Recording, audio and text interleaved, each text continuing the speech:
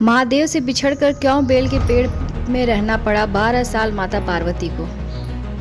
Bell के पेड़ में आइए जानते हैं एक सच्ची कहानी। एक बार माता पार्वती और महादेव घने वन से होकर जा रहे थे। चलते चलते माता पार्वती को अचानक भूख लग गई। उन्होंने प्रेम पूर्वक महादेव से कहा, प्रिय स्वामी, मुझे बहुत भूख लगी है, कृपया इस वन से मेरे लिए कोई फल ले आइए। महादेव मुस्कुराते हुए बोले, हे प्रिय देवी, इस वन में ऐसा फल नहीं रुचिकर नहीं लगेंगे। माता पार्वती ने आश्चर्य से पूछा, ऐसा क्यों स्वामी? इस वन में ऐसा क्या है जो मुझे पसंद नहीं आएगा? मुझे कुछ न कुछ अवश्य खाना है, मेरी भूख शांत होनी चाहिए। महादेव बोले, देवी, मुझे समझ नहीं आ रहा कि इस वन से तुम्हारे लिए क्या लाऊं। तब माता पार्वती ने कहा, जो भोजन आपको सबसे अधिक प्रिय है वही मेरे लिए ले आइए। उसके अतिरिक्त मैं कुछ नहीं खाऊंगी। यह सुनकर महादेव एक बेल के वृक्ष के पास पहुंचे और वहां से 2 बेल फल तोड़कर माता पार्वती को दे दिया। बेल फल देखकर माता पार्वती बहुत प्रसन्न हुई। तब महादेव बोले, देवी, किसी भी सुंदर वस्तु को देखकर अत्यधिक प्रसन्न मत हुआ करो। जो वस्तु बाहर से सुंदर दिखती है वह भीतर से उतनी ही भयावह भी हो सकती है। यदि तुम इसके भीतर झांकोगी तो स्वयं भयभीत हो जाओगी।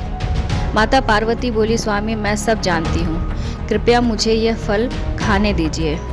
महादेव ने कहा, ठीक है देवी, अब इस विषय में मुझे और मत सताओ। माता पार्वती ने जैसे ही पहला बेल फल तोड़ा, उसमें से एक भयानक सांप निकल आया।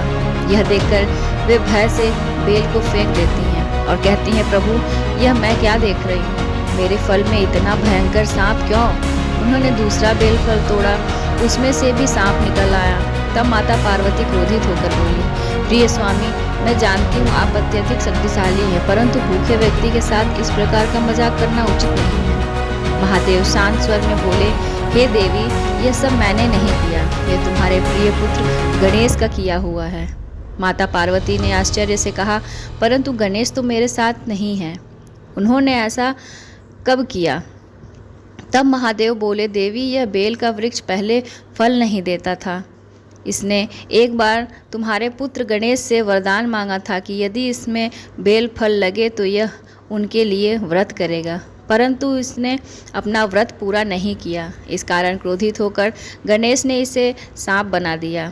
यह सुनकर माता पार्वती बोली, स्वामी, मैं अपने पुत्र गणेश के लिए व्रत करूंगी ताकि यह वृक्ष अपने श्राप से मुक्त हो जाए।